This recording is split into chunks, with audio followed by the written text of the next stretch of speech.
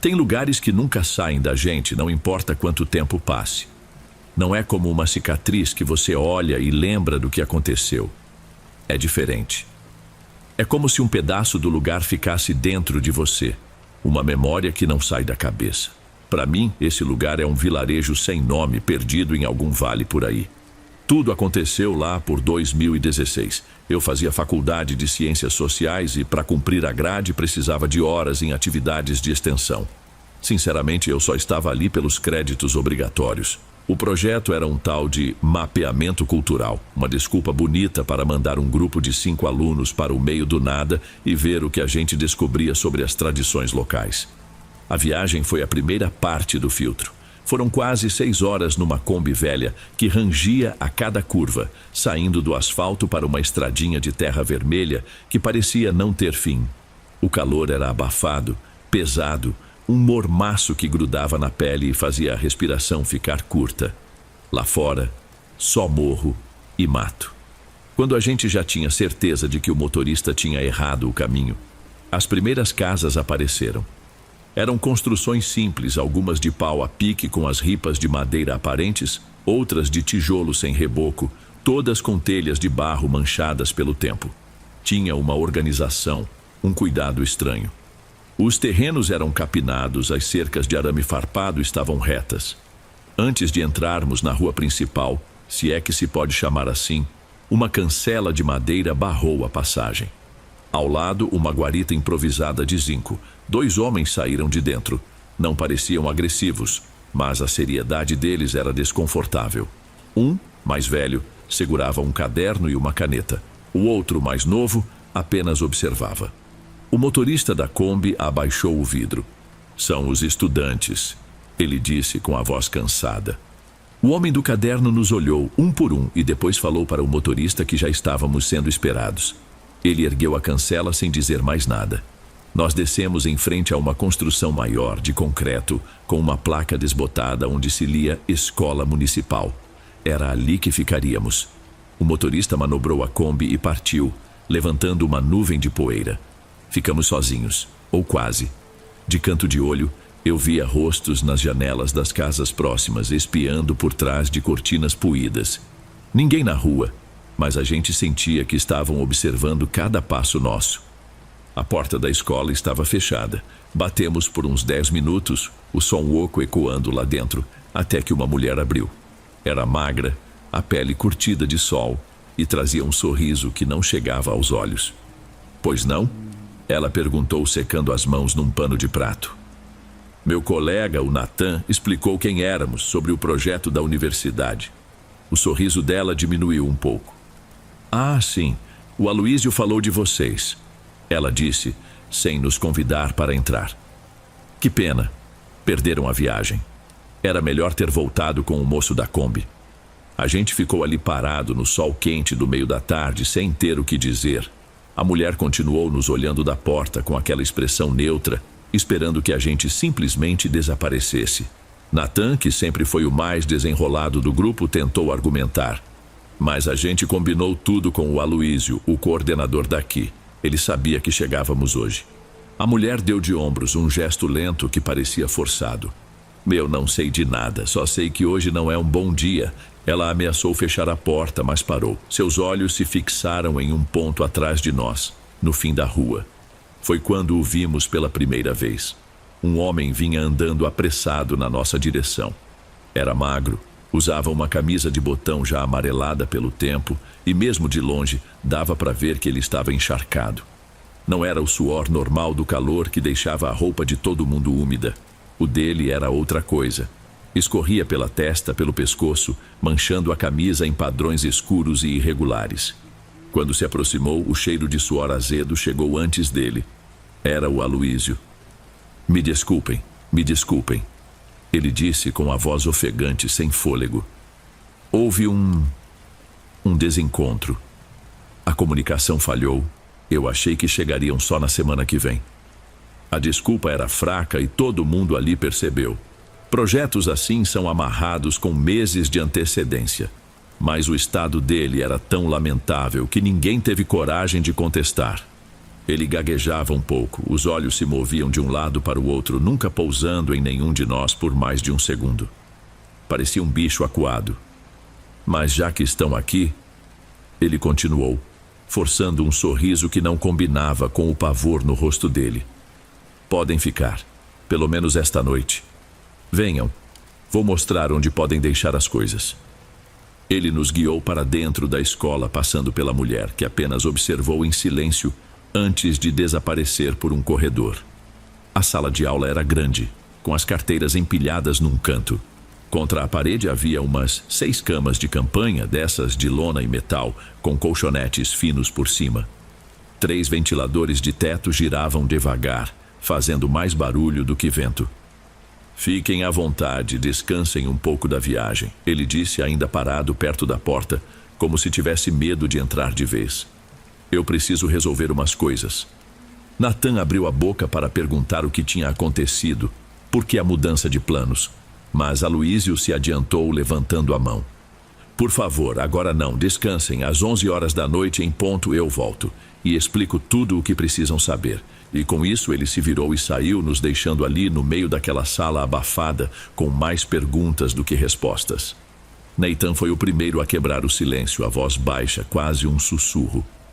Que porcaria foi essa? 11 da noite? A gente vai ficar aqui de boa esperando? Eu me sentei na beirada de um dos catres. Você viu o estado do cara? Respondi. Ele parecia prestes a ter um colapso. Acho melhor não causar problema. Vamos só descansar um pouco e ver no que dá. Ele não respondeu, mas ninguém respondeu, mas ficou por isso mesmo. O cansaço era tanto que nem precisou de muito para nos convencer. A gente só largou as mochilas no chão e cada um se jogou num catre. Lembro de fechar os olhos com o sol ainda estava se pondo e apaguei completamente. Não sei quem me acordou, mas já era noite fechada. A mesma mulher que nos recebeu na porta estava na sala, colocando umas tigelas de ágata no chão. O cheiro era bom. Era uma galinhada simples, mas muito bem feita. Comemos ali mesmo, sentados no chão em silêncio. Ninguém estava com cabeça para puxar assunto. Depois ela nos apontou para o pátio dos fundos da escola. Havia uns tambores grandes, cheios de água, e toalhas limpas dobradas sobre um banco de madeira. Com o mormaço que ainda fazia, mesmo à noite, tomar aquele banho de cuia foi um grande alívio. Pontualmente, quando o relógio do meu celular marcava 11 horas, a figura de Aloísio apareceu na porta da sala. Ele não disse nada, apenas fez um gesto com a cabeça para que o seguíssemos. Do lado de fora, o lugar tinha se transformado. Estava um breu total, e o silêncio era tão grande que eu conseguia ouvir o zumbido dos meus próprios ouvidos. Nenhuma luz acesa nas casas, nenhuma voz, nem mesmo o latido de um cachorro. Era como se todos os moradores tivessem combinado de desaparecer. Nossos passos no caminho de terra pareciam um barulho escandaloso. Andamos por talvez 2 ou 3 ruas, sempre em fila, seguindo a sombra de Aloísio. Então, ao virar uma esquina, nós a vimos. A igreja. Ela não combinava com o resto do vilarejo. Parecia muito mais antiga, feita de uma pedra escura, quase negra, que parecia absorver a pouca luz da lua. Tinha o formato clássico, com uma cruz de ferro no topo, mas era desproporcional, alta e grande demais para as casinhas ao redor. As portas duplas de madeira maciça estavam entreabertas, e de dentro escapava um brilho trêmulo, alaranjado, e um cheiro adocicado de incenso e cera quente. Aloísio nos guiou para dentro. O calor lá era ainda mais intenso. Uma baforada de ar quente e denso que cheirava a cera derretida, incenso e poeira antiga. Dezenas, talvez centenas de velas de todos os tamanhos ardiam em pratos, pires e copos de vidro, espalhadas pelo chão, nos bancos, e principalmente ao redor do altar. A luz delas tremia e fazia tudo parecer que estava se mexendo. Ele parou no meio do corredor central e apenas apontou para a frente, para o altar. Eu trouxe vocês para verem aquilo. No começo, o que impressiona é o tamanho. Dominando o fundo da igreja, pendurado numa parede de pedra, estava um Cristo crucificado. Devia ter pelo menos 3 metros de altura. O corpo era desproporcional, alongado de um jeito esquisito, com os braços esticados numa cruz de madeira escura, quase preta. A tinta que cobria a pele era de um tom acinzentado, pálido, a cor de um corpo que já está frio há muitas horas. Mas então você repara na cabeça, e é aí que o cérebro dá um nó. Não era uma cabeça, eram 3 rostos brotando de um mesmo pescoço. O rosto da esquerda era puro sofrimento. Os olhos inchados, a boca aberta num grito silencioso, uma agonia presa bem na hora do grito. O da direita ria. Não era um sorriso de paz. Era uma zombaria escancarada, com os dentes à mostra e os lábios repuxados para cima. Ria como se soubesse de uma piada terrível que só ele entendia. E o rosto do meio, o que olhava diretamente para a frente, estava simplesmente morto. A face era flácida, sem expressão, os olhos abertos e vazios como 2 buracos, sem nada por trás. Eu já tinha visto arte sacra bizarra em livros de história da arte, tentativas de representar a Trindade, coisas do tipo. Mas aquilo era outra coisa. Aquilo não era uma coisa santa. Era o contrário, uma ofensa. A imagem daquele Cristo rindo não saía da minha cabeça de um jeito que doeu. Aos pés da cruz, o chão estava coberto de oferendas, flores murchas, fotos amareladas, terços, fitinhas de promessa, tranças de cabelo amarradas com elásticos, até cópias de exames de laboratório e radiografias dobradas, tudo empilhado, jogado ali numa mistura de fé e desespero. Podem chegar mais perto. A voz de Aloísio foi um sussurro ao nosso lado. Leiam os agradecimentos. Hesitamos, mas a curiosidade foi maior. Pregados nas paredes e na base do altar com fita adesiva, havia centenas de bilhetes. Li um, escrito numa folha de caderno. Obrigado por trazer ele de volta como era. Agora ele não grita mais de noite. Outro, ao lado da foto de uma loja com as portas fechadas, dizia: agradeço por ter tirado o encosto do meu vizinho. O comércio dele finalmente faliu. Um terceiro, com a letra tremida de alguém mais velho: obrigado por afastar aqueles que vinham me buscar. Não escuto mais os passos deles lá fora.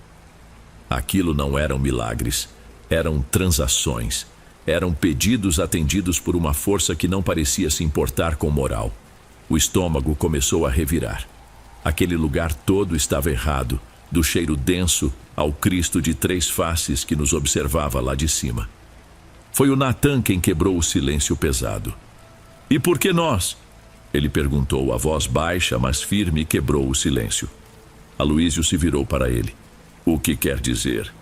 Se isso tudo é real, se essa coisa faz o que esses bilhetes dizem, por que chamar a gente? Natan gesticulou, irritado. Isso aqui era trabalho para um bispo, para o Vaticano, sei lá. Não para 5 estudantes de 20 e poucos anos. O olhar de Aloísio perdeu o foco por um instante, como se a pergunta de Natan o tivesse transportado para longe. Ele respirou fundo, puxando o ar com força. Porque eles não deixam, ele sussurrou.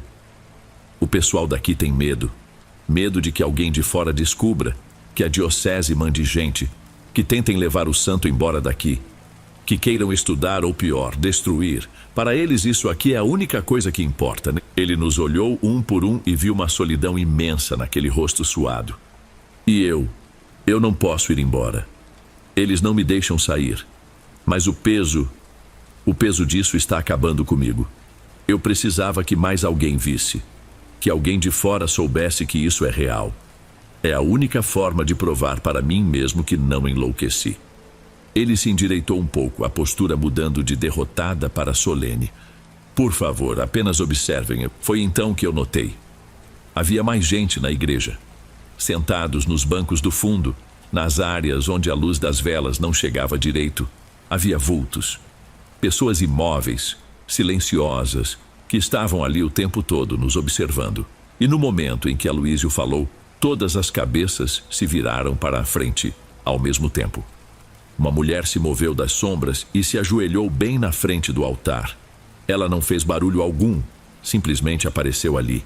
Tinha as mãos juntas, murmurando uma reza tão baixa que não dava para ouvir. O silêncio na igreja era total. Então ela começou a se levantar. Primeiro achei que a oração tinha acabado, mas quando seus joelhos deixaram o chão, o corpo dela continuou subindo. 30 centímetros, meio metro, 1 metro. Ela não se levantou, ela estava se elevando, flutuando no ar, de costas para nós, de frente para o Cristo. Eu juro que naquele instante meu cérebro de estudante cético entrou em parafuso. Procurei por fios, cabos de aço, alguma plataforma escondida, um truque de mágica. Não havia nada, absolutamente nada a sustentando no ar. E se aquilo já não era o suficiente para quebrar qualquer noção de realidade, o pior veio em seguida. Veio da estátua. As 3 faces do Cristo moveram os olhos. O que chorava, o que ria e o que estava morto. Os 6 olhos de pedra pintada se deslocaram lentamente em perfeita sincronia e se fixaram na mulher que flutuava diante deles. É difícil descrever o que eu senti naquele momento. Foi como uma onda silenciosa e invisível que atravessou todo mundo ali. Começou como um calor súbito no meio do peito e se espalhou por todo o corpo. Não era medo, não era fé. Era uma mistura impossível de paz e vertigem, de euforia e pavor. Por um segundo, tudo fez um sentido terrível e absoluto, uma plenitude que também era um vazio completo. Era como sentir que algo divino e algo terrível estavam tocando você ao mesmo tempo, uma sensação que curava e amaldiçoava ao mesmo tempo. Éramos testemunhas de algo que a mente humana não foi feita para processar. E não podíamos fazer nada além de ficar ali, parados, respirando aquele ar denso. A onda de sensação recuou, nos deixando vazios e trêmulos. Aloísio, que parecia imune àquilo tudo, nos tocou suavemente nos ombros, nos guiando para a saída como se fôssemos crianças perdidas. Ninguém disse uma palavra. Cruzamos a igreja sob o olhar fixo e triplo daquela coisa no altar e saímos para a noite. O ar do lado de fora, que antes parecia abafado, agora era fresco, limpo. Ficamos ali parados, nós ali, um bando de gente acabada olhando para o nada. As perguntas eram tantas que a gente nem conseguia falar. De onde tiraram isso? Foi a voz de Natan, fraca, quase irreconhecível. Aloísio não respondeu de imediato. Ele ergueu o rosto, não para nós, mas para o céu. Ele olhava para cima de um jeito devoto. Não tiramos de lugar nenhum, ele disse com a voz serena. Veio de lá de cima. E então ele apontou com o dedo para o breu. Instintivamente todos nós olhamos. E foi quando eu senti pela primeira vez na vida um medo genuíno do céu. Não era mais o céu da astronomia ou da poesia. Naquela noite o céu parecia um buraco sem fundo, uma escuridão que escondia coisas. Olhem aquela estrela, Aloísio insistiu apontando para um ponto específico. Eu não tinha reparado nela antes, era um ponto de luz branca mais brilhante que qualquer outro e parecia fixo. Não cintilava como as outras. Estava apenas parada ali nos observando de volta. Não dormimos naquela noite. Ficamos deitados nos catres de olhos abertos, o silêncio finalmente quebrado por sussurros sobre o que faríamos. Não precisamos discutir muito. Antes do sol nascer, já estávamos com as mochilas nas costas. Quando o dia clareou, um céu cinzento e totalmente coberto de nuvens nos recebeu. E eu nunca senti um alívio tão grande por não poder ver as estrelas. Partimos daquele lugar com a certeza de que nunca mais voltaríamos. Para a faculdade dissemos que a comunidade tinha tido um imprevisto e cancelado o projeto. Uma mentira simples para cobrir uma verdade impossível. Isso foi em 2016. Hoje eu não consigo mais olhar para o céu noturno do mesmo jeito. Tenho aplicativos de astronomia no celular. Às vezes passo horas em fóruns online procurando por qualquer coisa sobre fenômenos estranhos no céu. É uma obsessão silenciosa. Todas as noites eu sei que lá em cima, naquela escuridão toda, algo nos observa. E às vezes, quando o silêncio é grande o bastante, eu juro que consigo sentir a vibração daquela risada silenciosa vinda de um lugar muito, muito mais alto que o céu.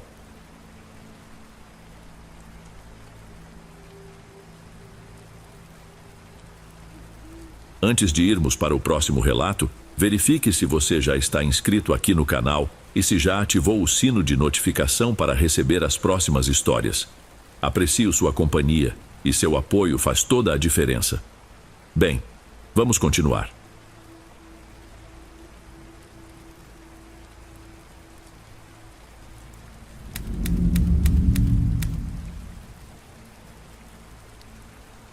A gente se acostuma a pensar no som como uma coisa que simplesmente existe, que preenche os espaços. Mas o meu trabalho, na maior parte do tempo, é o contrário disso. É sobre controlar, limitar e, às vezes, eliminar o som por completo. Eu tenho uma pequena empresa de soluções acústicas que abri com um sócio, o Éder. Foi em 2019 que apareceu o serviço mais estranho que a gente já pegou. Tudo começou com uma ligação de Milena, uma amiga da minha namorada na época. Luiz, desculpa te ligar assim, ela disse com aquela voz sempre um pouco apressada. É que eu tenho um primo, o Renan, e ele está precisando muito de uma ajuda com a acústica de um imóvel. Passei seu contato, tudo bem? Claro que tudo bem. Indicação é a alma do negócio. Na semana seguinte, eu estava em frente a um prédio antigo, numa daquelas ruas mais centrais e esquecidas da cidade. Tinha um ar de imponência antiga, mas com as marcas do tempo na fachada. O porteiro, um senhor que parecia ter vindo junto com a fundação do edifício, me analisou dos pés à cabeça antes de interfonar para o tal Renan e liberar minha entrada. Renan me esperava na porta do apartamento no quarto andar. Era um homem na casa dos 40, bem vestido, mas com uma energia contida, quase tensa. Ele não sorriu, só estendeu a mão e me guiou para dentro.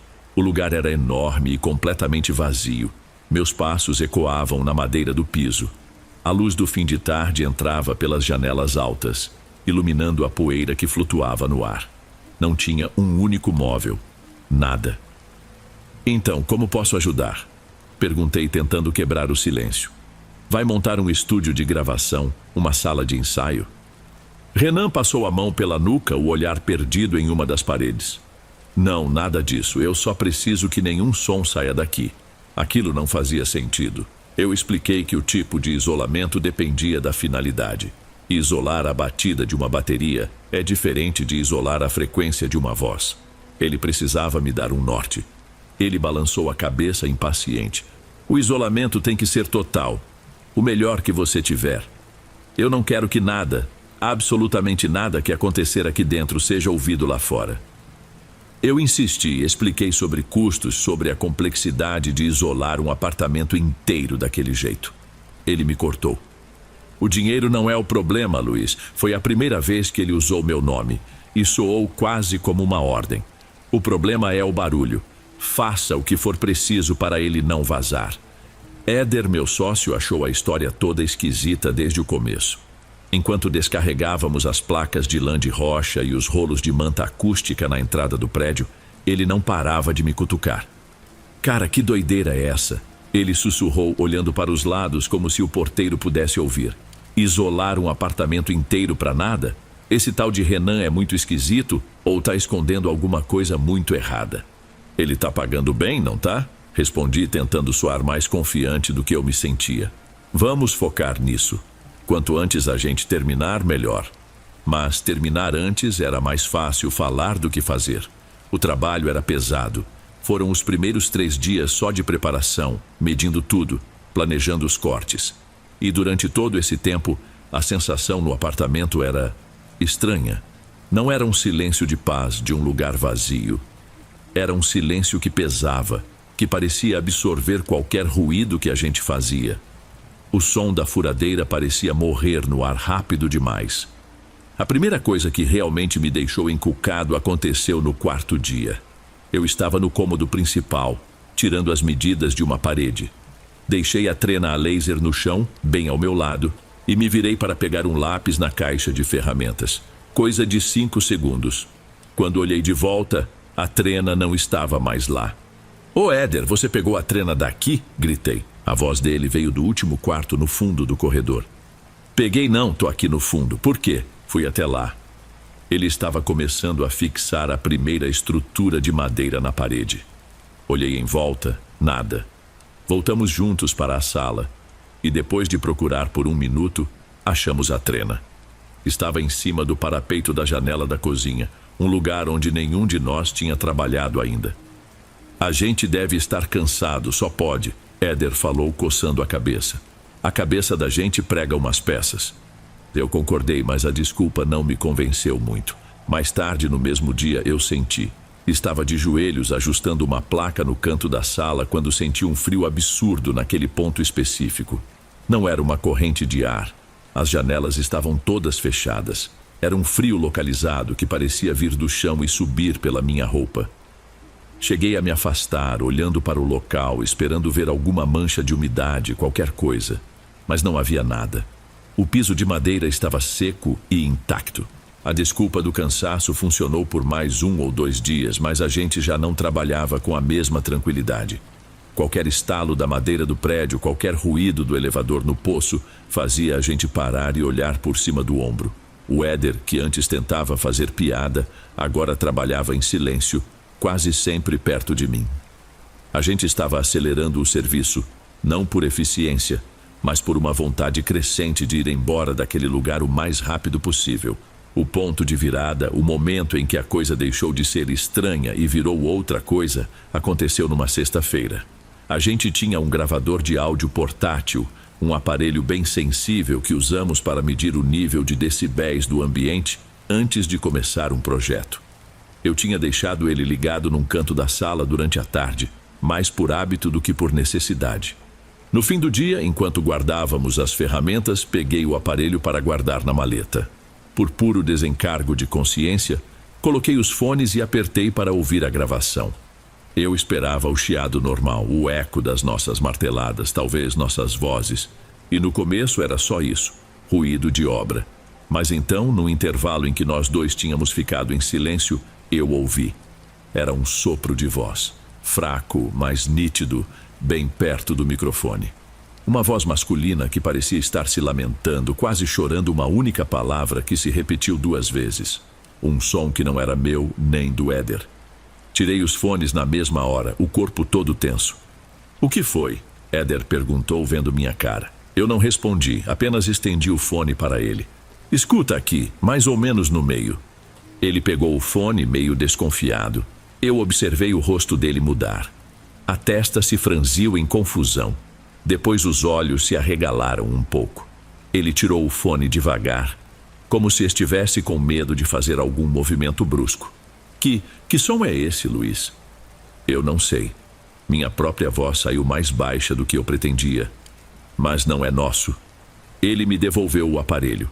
Nenhum de nós ousou tocar a gravação de novo. As desculpas acabaram ali. Não era o vento, não eram os canos, não era nossa imaginação. Era uma voz que não deveria estar ali. A gente arrumou tudo numa velocidade absurda. As ferramentas foram praticamente jogadas dentro das caixas. Ninguém falou mais nada. Descemos no elevador em silêncio, cada um olhando para um canto. Quando chegamos na calçada e o ar da rua, com o barulho dos carros e das pessoas, bateu no meu rosto, foi como se eu pudesse respirar de novo. Naquela noite eu mal dormi. Aquele lamento gravado não saía da minha cabeça. No sábado de manhã peguei o telefone. Eu ia ligar para o Renan. Chega de trabalhar no escuro. Ele precisava me dar uma explicação. Liguei para o Renan no mesmo instante. A chamada caiu na caixa postal. Mandei uma mensagem curta e direta, dizendo que precisava falar com ele com urgência sobre o apartamento. A resposta veio quase 1 hora depois. Um simples "pode falar". Eu preferia ter falado por voz, mas se era assim, tudo bem. Respirei fundo e digitei. Disse que estavam acontecendo umas coisas estranhas na obra. Mencionei as ferramentas trocadas de lugar e, por fim, falei do áudio. Nós gravamos uma voz no apartamento, Renan, e ela definitivamente não era nossa. A bolha de digitando apareceu e sumiu várias vezes. Eu podia imaginar ele do outro lado, medindo as palavras, provavelmente desconfortável em admitir qualquer coisa por escrito. Finalmente, a resposta chegou. "Luiz, é um prédio antigo. Esses lugares têm seus ruídos. É por isso que contratei vocês." Aquela resposta que não dizia nada me irritou. Não era um ruído de cano ou de estrutura. Era uma voz humana, um lamento. Meu sócio e eu não nos sentimos seguros trabalhando lá sem entender o que está acontecendo. Outra longa pausa. Eu já estava pronto para dizer que abandonaríamos o serviço. A segurança vem em primeiro lugar. Mas então o celular vibrou de novo. A postura dele tinha mudado. "Ok, você está certo." Ele escreveu. "Eu não te contei tudo." Sim, houve reclamações de outros moradores sobre barulhos vindos de lá. É um problema que tem me custado alguns inquilinos. Por isso a pressa, por isso o isolamento completo. Eu preciso que esses vazamentos de som parem de uma vez por todas. Vazamentos de som. O jeito como ele usou essas palavras, como se estivesse falando de uma infiltração na parede, me deu um calafrio. Ele estava tratando aquilo como um problema de encanamento, uma questão puramente técnica. Antes que eu pudesse responder, outra mensagem chegou. Olha, eu sei que a situação é estranha. Eu preciso de vocês. Se terminarem o serviço até a próxima sexta-feira, eu pago um bônus de 30% sobre o valor total. Dinheiro na conta no mesmo dia em que acabarem. Eu li a mensagem para o Éder. Ele andou de um lado para o outro na nossa pequena oficina, roendo a unha do polegar. O dinheiro era bom. Bom demais, na verdade. Para uma empresa pequena como a nossa, faria uma diferença enorme. Ele está desesperado, Éder concluiu parando na minha frente. E está comprando nosso silêncio e nossa coragem. Ele tinha razão. Renan não queria nos acalmar, ele queria nos acelerar. E contra todo bom senso, funcionou. Decidimos continuar. Mas agora o objetivo era outro. Trabalhar o mais rápido que a física permitia, pegar aquele dinheiro e nunca mais olhar para trás. A semana seguinte foi um borrão de trabalho pesado e tensão constante. A gente chegava cedo, colocava os fones de ouvido com música alta e só parava para o essencial. A regra não dita era não dar chance para o silêncio aparecer. Não falamos mais sobre a gravação, mas ela estava lá, pairando entre nós em cada placa de espuma que a gente parafusava na parede. A gente se movia com uma pressa que beirava o desespero, cada um focado em sua tarefa, evitando o olhar um do outro por muito tempo. Na sexta-feira, no fim da tarde, nós terminamos. O último painel acústico foi encaixado na porta, a última tira de vedação, colada no batente. O trabalho estava concluído. Quando fechei a porta para testar o selo, o efeito foi imediato e sinistro. O mundo lá fora sumiu. Os ruídos distantes do trânsito, as vozes no corredor, o zumbido do elevador. Tudo desapareceu. O que restou foi um silêncio que não era natural.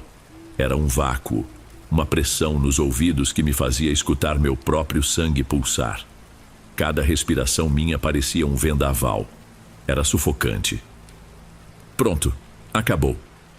Vamos embora daqui. Éder disse, a voz dele soando abafada e estranha naquele ambiente morto. Ele já estava juntando as ferramentas. Mas eu não conseguia ir, não ainda. Era uma mistura de orgulho profissional com uma curiosidade doentia. Eu precisava saber. Precisava da prova de que o nosso trabalho tinha sido perfeito. Calma, falta o teste final. Ele me olhou como se eu fosse louco. Que teste, Luiz? A gente já sabe o que tem aí, deixa isso pra lá. É rápido, insisti, já abrindo a maleta e pegando o microfone condensador, o mais sensível que eu tinha. Montei o equipamento no centro da sala principal. O microfone no pedestal parecia um poste fino no meio do nada. Passei o cabo pela fresta de vedação rente ao chão, fechei a folha pesada mais uma vez e fiquei do lado de fora no corredor com o Éder. Conectei um cabo ao gravador e coloquei meus melhores fones. Apertei o botão de gravar. No início, silêncio absoluto. Um silêncio de estúdio perfeito. O medidor de decibéis no visor do gravador estava zerado. Um sorriso de alívio começou a se formar no meu rosto. Nós conseguimos. Nós criamos uma caixa de silêncio. E então eu vi. A barrinha de áudio no visor digital tremeu. Mínima coisa. Aumentei o ganho no máximo. O coração parecia que ia sair pela boca. O som que veio pelos fones me arrepiou da cabeça aos pés. Não era um eco distante, não era um lamento no fim do corredor. Era uma voz. A mesma voz masculina. Mas agora ela estava limpa, cristalina, como se a pessoa estivesse com a boca a 2 dedos do microfone. Estava sussurrando com uma intimidade pavorosa, uma única palavra cheia de uma dor e confusão sem fim. Por quê? Arranquei os fones da cabeça como se eles queimassem. Meu rosto devia estar branco, porque Éder deu um passo para trás. O que foi? Luiz, o que você ouviu? Eu não conseguia responder. Apenas balancei a cabeça, desconectando os cabos com as mãos trêmulas. Não precisei dizer nada. Ele entendeu. Juntamos o que era nosso com uma velocidade absurda, deixando para trás caixas de ferramentas, retalhos de material, tudo. Só queríamos sair. Tranquei a porta daquele apartamento, deixando aquele sussurro perfeitamente claro aprisionado lá dentro, no silêncio que nós mesmos criamos. Na segunda-feira mandei uma mensagem para Renan. Apenas 3 palavras. Serviço finalizado. Ele não perguntou como foi, não pediu detalhes. A resposta foi igualmente curta. Ótimo. O pagamento estará na sua conta até o fim do dia. E estava. O dinheiro, incluindo o bônus generoso, entrou na conta da empresa. Eu e Éder dividimos a quantia. Nós nunca mais falamos sobre o que aconteceu no último dia naquele apartamento. Nosso trabalho continuou, mas algo na nossa parceria tinha se quebrado. A gente só não tinha coragem de admitir. A vida seguiu. Pegamos outros projetos, pagamos as contas. Tentei arquivar aquela experiência na gaveta de trabalhos estranhos da minha mente. Mas o som daquele sussurro, tão nítido e próximo nos meus fones, voltava na minha cabeça nas horas mais quietas da noite. Uns 4 ou 5 meses depois encontrei Milena por acaso num café. Ela abriu um sorriso enorme ao me ver e veio me cumprimentar. Vi, que bom te ver. Meu primo ficou muito, mas muito satisfeito com o trabalho de vocês. Disse que resolveu o problema dele. Que bom, respondi tentando forçar um sorriso. Foi um trabalho diferente. Acho que ela percebeu o tom na minha voz. Ela se inclinou sobre a mesa, baixando o tom para um de confidência. Diferente, né? Ele te contou o porquê? Balancei a cabeça negativamente. E então, ela me contou. Contou que uns 2 anos antes, uma moça tinha tirado a vida do namorado ali naquele mesmo apartamento, num acesso de ciúmes. Vizinhos ouviram os gritos de socorro do rapaz, mas a polícia não chegou a tempo. Desde então, mesmo com o lugar vazio, os gritos dele ecoavam pelo prédio nas madrugadas, de forma aleatória. Era isso que espantava os inquilinos. Aquele era o vazamento de som que Renan estava tão desesperado para consertar. Senti um nó no estômago. Tudo se encaixou. O desespero, o dinheiro, o segredo. Mas a história não terminou aí. Cerca de 1 ano depois do serviço, meu celular tocou tarde da noite. Número desconhecido. Atendi com hesitação. Alô? Luiz? É o Renan? A voz dele estava diferente. Não era mais o tom seco e empresarial. Havia um tremor nela, um medo real. O trabalho que você fez... Ele começou fazendo uma pausa. Ele funcionou perfeitamente. Ninguém nunca mais ouviu um único som daquele apartamento. Os gritos pararam. Por um segundo, um alívio estúpido passou por mim. Mas... Ele continuou e sua voz falhou. Mas agora o problema é outro. Os novos moradores do 4º andar, e até os do 3º, estão reclamando. Eles dizem que veem um homem, parado no corredor, bem em frente à porta do apartamento que você isolou. Ele não faz nada, só fica lá, olhando para a porta, sempre no mesmo lugar. Ele fez outra pausa e a pergunta que ele fez em seguida ficou na minha cabeça até hoje. Luiz, o que foi que você trancou lá dentro?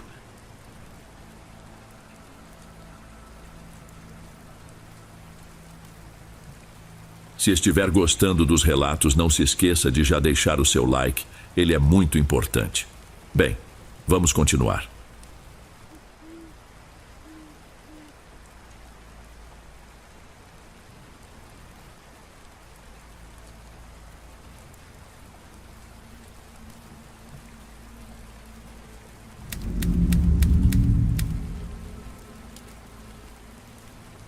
Toda farmácia 24 horas tem um som próprio de madrugada. É um zumbido baixo, quase elétrico, que vem dos refrigeradores de bebidas e se mistura com o barulho da iluminação. Por quase 1 ano, esse foi o som da minha rotina. Boa noite, Dom. Eu me chamo Margarete. Eu trabalhava no turno da noite em uma dessas unidades grandes, na última avenida da cidade, um ponto que praticamente virava a boca da rodovia estadual. Não era um lugar perigoso só, vazio. Entre 2 e 4 da manhã, o movimento morria completamente. Naquela noite, em algum momento de 2019, eu estava no piloto automático. Já tinha passado pano no chão, organizado as gôndolas de promoção e agora conferia a validade de um lote de analgésicos. Era o tipo de tarefa que a gente faz sem pensar, só para o tempo passar mais rápido. Do lado de fora, a escuridão era total, exceto pelo cone de luz que a fachada da loja derramava sobre o asfalto do estacionamento. Eu era o único ponto de vida aceso em quilômetros. De repente, um barulho alto de freio muito perto, um chiado longo de borracha no asfalto que me fez largar a caixa de remédios na bancada. O coração deu um salto, mais pelo susto do que por medo. Fui até a porta de vidro com cuidado e olhei para fora. Não havia nada, nenhum carro, nenhuma pessoa. Apenas o estacionamento vazio e a estrada silenciosa. Devia ser algum caminhoneiro apressado, pensei. A gente se acostuma com esses sons, mas na quietude da madrugada tudo parece maior. Tentei me convencer disso e voltei para o meu balcão, mas aquela sensação de que algo tinha quebrado o silêncio demorou a passar. Acho que se passaram uns 20 minutos de silêncio total depois do barulho. Eu já tinha até esquecido, estava repondo umas caixas de sabonete quando a porta automática se abriu. Uma moça de uns 20 e poucos anos entrou e desde o primeiro passo notei que ela parecia meio perdida. Sabe quando a pessoa entra em um lugar, mas a cabeça dela está a quilômetros de distância? Ela andou por um corredor, depois por outro, sem realmente olhar para os produtos. Fiquei observando por um instante atrás do balcão. Ela parecia cansada, talvez estivesse viajando há muito tempo. Decidi perguntar. Boa noite, procurando alguma coisa específica? Minha voz pareceu assustá-la um pouco. Ela piscou, como se tivesse acabado de notar minha presença ali. Seus olhos focaram em mim, e ela veio devagar até o balcão. Apontou com o queixo para a estufa de vidro, que a essa hora estava desligada e vazia. Tem algo para comer? A voz dela era baixa, quase um sussurro. Ih, moça, agora de madrugada não tem nada pronto. Se você quiser, posso ligar o forno e assar uns pães de queijo, mas vai demorar pelo menos uns 20 minutos. Ela ficou parada, processando a informação. Seu olhar não estava em mim, mas em algum ponto por cima do meu ombro. Por um momento, achei que ela ia chorar, mas ela só balançou a cabeça negativamente, de um jeito lento, e foi embora sem dizer mais nada. Achei estranho, mas dei de ombros. Coisas de gente cansada na estrada. Continuei meu trabalho. Não liguei o forno, o movimento estava nulo e a chance de perder os salgados era grande. Não deu nem 15 minutos e a porta se abriu de novo. Era ela, a mesma moça. Dessa vez, ela veio direto na minha direção, o olhar mais focado, mais urgente. E aí, já ficou pronto? Ela perguntou, a voz um pouco trêmula. Eu senti meu rosto esquentar de vergonha. Desculpa, eu não preparei. Não imaginei que você voltaria. Mas eu coloco agora mesmo, se você puder esperar. Ela me encarou por uns segundos que não passavam mais.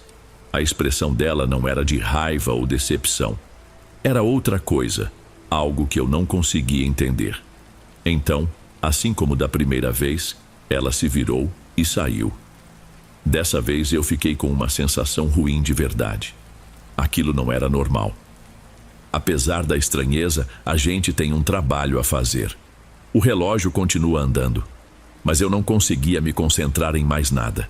Aquela imagem da moça, o olhar perdido dela, ficou na minha cabeça. Por que ela voltaria por causa de um pão de queijo que nem existia? Não fazia sentido. Fiquei andando de um lado para o outro atrás do balcão, tentando espantar a sensação ruim. Foi quando vi que o cesto de lixo do lado da porta já estava cheio. Peguei o saco preto, pesado, e decidi que era uma boa desculpa para tomar um ar. A tarefa era simples: levar até a caçamba grande que ficava na lateral do prédio, numa área do estacionamento que a gente quase não usava e que era bem mais escura. Destranquei a porta, o ar frio da noite me arrepiou por um instante. O silêncio lá fora era pesado, diferente do zumbido da loja. Caminhei contornando a parede da farmácia, e foi quando eu vi. O estacionamento não estava tão vazio quanto eu pensava. Havia 2 carros parados ali, naquela parte mais afastada, fora do meu campo de visão de dentro da loja. Um era um carro comum, desses hatches populares. A luz interna dele estava acesa, e eu vi a moça lá dentro. Ela estava sentada no banco do motorista, imóvel, com a cabeça encostada no apoio, olhando para a frente. Parecia uma estátua. A alguns metros parado em paralelo estava o outro carro. Um Opala antigo, escuro, todo castigado. E havia um homem dentro dele. Ele estava debruçado sobre o volante, segurando com tanta força que os nós dos dedos estavam brancos, mesmo na penumbra. O corpo dele apontava para a frente, como o de qualquer motorista. Mas a cabeça dele estava virada completamente na direção dela, em um ângulo que fez meu estômago revirar. Não era uma virada normal. Parecia que o pescoço estava torcido, quebrado, só para que o rosto ficasse perfeitamente alinhado com a janela dela, e os olhos dele fixos não se moviam. Naquele exato momento a ficha caiu, e caiu com tudo: a comida, a espera, as idas e vindas. Ela não estava procurando pão de queijo. Ela estava procurando um abrigo. Ela estava tentando me pedir ajuda sem dizer uma única palavra, e eu não tinha entendido. 2 vezes ela tentou, e 2 vezes eu a mandei de volta para o carro, de volta para aquilo. O saco de lixo escorregou da minha mão e caiu no chão com um baque surdo. Por um segundo, a única coisa que eu queria era correr de volta para dentro, me trancar e fingir que não vi nada. Era o instinto. O medo puro me mandando salvar a minha pele. Mas aí olhei de novo para o carro da moça, para aquela silhueta paralisada pelo pavor, e eu não consegui. A imagem de mim mesma segura atrás do vidro, enquanto ela ficava lá fora com... Aquilo me paralisou de um jeito diferente. Eu tinha que, no mínimo, tentar. Respirei fundo e forcei minhas pernas a se moverem. Caminhei na direção do carro dela, tentando parecer o mais natural possível, como se estivesse indo recolher o saco de lixo que deixei cair. Eu não olhei para o lado. Mantive meus olhos fixos na janela dela, ignorando a presença do outro carro com toda a minha força. Bati de leve no vidro. Ela deu um salto, o rosto se contorcendo em pânico ao me ver ali. Forcei um sorriso, o mais convincente que consegui. Moça? O seu salgado ficou pronto. Saiu agora do forno. Minha voz saiu mais firme do que eu esperava. Os olhos dela se arregalaram. Primeiro, a confusão. Depois, em uma fração de segundo, a compreensão. Ela não disse nada. Apenas se atrapalhou toda com a maçaneta e saiu do carro tão rápido que quase caiu. Não esperamos. Andamos a passos largos, quase uma corrida silenciosa, de volta para a entrada principal da farmácia. Eu sentia o meu coração bater forte, quase na boca. Eu não olhei para trás, mas sentia aqueles olhos nas minhas costas. Enfiei a chave na fechadura, minhas mãos tremiam tanto que errei o buraco 2 vezes. Finalmente a porta abriu. Empurrei ela para dentro, entrei logo atrás e bati a porta com força. O som do trinco principal girando e da trava de segurança deslizando para o lugar foi o melhor som que eu já ouvi na vida. Assim que o eco da tranca sumiu, a moça desabou. Ela se apoiou no balcão e começou a chorar. Um choro desesperado, alto, que parecia que ela estava botando tudo para fora. Corri e peguei um copo d'água para ela. Calma, respira. Você está segura agora, eu disse, colocando a mão no ombro dela. Quem é aquele homem? Ela balançou a cabeça, tentando falar entre os soluços. Eu não sei, ele está me seguindo há muito tempo. Ela bebeu a água em um gole só. Eu parei em um posto na estrada para abastecer uns 30 quilômetros atrás. Ele estava lá. Eu senti alguém me olhando de um jeito estranho, e quando procurei, vi o carro dele parado no acostamento. Ele me encarou o tempo todo. Quando saí, ele veio atrás. Meu celular está sem bateria. Eu não sabia o que fazer. Enquanto ela falava, eu já estava pegando o telefone da loja. Disquei o número da polícia sem nem pensar 2 vezes. A resposta da polícia foi mais rápida do que eu imaginava. Em menos de 10 minutos, as luzes azuis e vermelhas da viatura varreram a escuridão do estacionamento e eu senti um alívio que chegou a me deixar tonta. 2 policiais desceram, um mais velho, com ar de cansaço, e outro mais novo, mais alerta. Fui até a porta e expliquei a situação o mais rápido que pude, enquanto a moça, ainda trêmula, concordava com a cabeça ao meu lado. Ele estava naquele carro ali, eu disse, apontando para o veículo escuro, ainda parado no mesmo lugar. O homem sumiu, mas o carro é aquele. Os policiais se entreolharam e caminharam até lá, com as lanternas potentes na mão. Nós fomos atrás, a uma distância segura. Tem certeza que era este, senhora? Perguntou o policial mais velho, passando o facho de luz pela lataria. O carro parecia ainda pior sob a luz forte, coberto por uma camada grossa de poeira e sujeira. Tenho certeza absoluta, Silvana respondeu, a voz um pouco mais firme. Ele me seguiu por quilômetros nesse carro, e a moça aqui viu ele dentro dele. O policial mais novo agachou-se e apontou a lanterna para as rodas. Então tem alguma coisa errada, olhem aqui. Nós nos aproximamos. Os 2 pneus daquele lado estavam completamente murchos. Não era algo recente. A borracha estava ressecada com pequenas rachaduras e a roda de ferro quase tocava o chão. Pareciam estar vazios há anos. Mas não é possível, gaguejei. O carro estava funcionando. Eu vi. Nós vimos. Os policiais não responderam. O mais velho forçou a maçaneta da porta do motorista, que nem se moveu, emperrada pela ferrugem.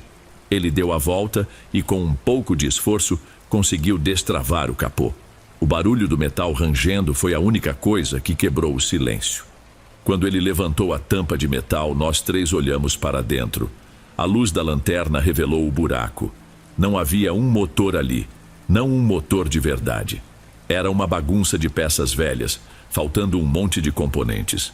Não tinha bateria, os cabos estavam cortados ou simplesmente não existiam, e tudo estava coberto por uma camada de pó, folhas secas e teias de aranha. Era a carcaça de um motor, um esqueleto de metal abandonado. O policial mais novo se virou para nós, o rosto sério. Moças, com todo o respeito, mas é impossível. Este carro não sai do lugar há muito, muito tempo. Não tem a menor condição de ter seguido vocês. Mas ele estava ali dentro. Eu insisti, sentindo um novo tipo de pavor. Um medo que não fazia o menor sentido. O homem estava sentado ali, olhando para ela. Nós acreditamos que vocês viram alguém, disse o mais velho em um tom calmo, quase paternal. Um perseguidor existe. E vamos fazer uma ronda para procurá-lo. Mas ele devia estar em outro veículo. Na escuridão, no susto, vocês devem ter se confundido e achado que era este que já estava abandonado aqui. É a única explicação. Eu e Silvana ficamos paradas, olhando para aquele motor morto, depois uma para a outra. A imagem do homem, com o pescoço torcido e os olhos fixos, voltou à minha mente. A explicação do policial fazia todo o sentido do mundo, e era exatamente por isso que ela era a coisa mais apavorante que eu já tinha ouvido. Os policiais anotaram tudo, fizeram o boletim de ocorrência com a descrição do homem, mas era nítido que a história, para eles, estava encerrada na teoria do carro errado.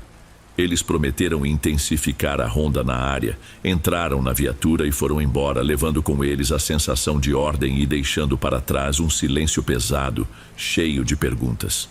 A moça, que eu ouvi se apresentar ao pai no telefone como Silvana, usou o telefone da farmácia para ligar. Enquanto ela esperava, nós 2 ficamos ali, perto da porta, olhando a escuridão lá fora. Não precisávamos falar muito. Você viu, não viu? Ela perguntou a voz baixa. O jeito que ele olhava... Eu vi, respondi. E isso bastou. O carro do pai dela chegou. Ela me agradeceu com um abraço que quase quebrou minhas costelas e foi embora, desaparecendo na noite. Fiquei sozinha para terminar o turno, mas a farmácia não era mais a mesma. O zumbido dos refrigeradores parecia um rosnado baixo, e cada farol de carro que passava na rodovia me fazia pular.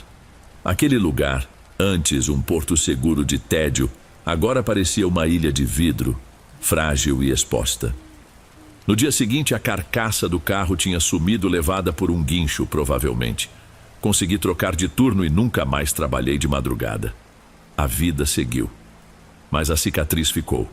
Umas 2 semanas atrás, em uma tarde de sol forte, eu estava no caixa quando olhei para o outro lado da avenida.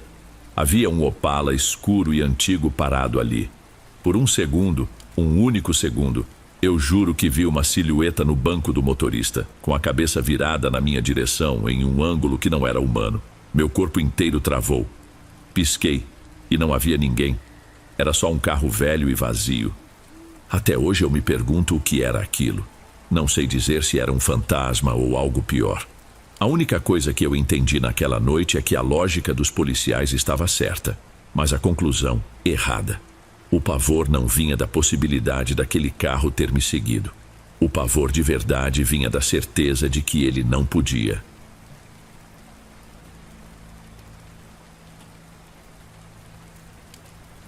Bem, amigos, esses foram os relatos de hoje. Espero de coração que tenham gostado. Lanço vídeos novos por aqui todos os dias e ficarei muito feliz em te ver nos próximos. Agora na tela, estou deixando outros 2 bons vídeos que certamente irão gostar. Um abraço do Dom e eu te vejo por lá.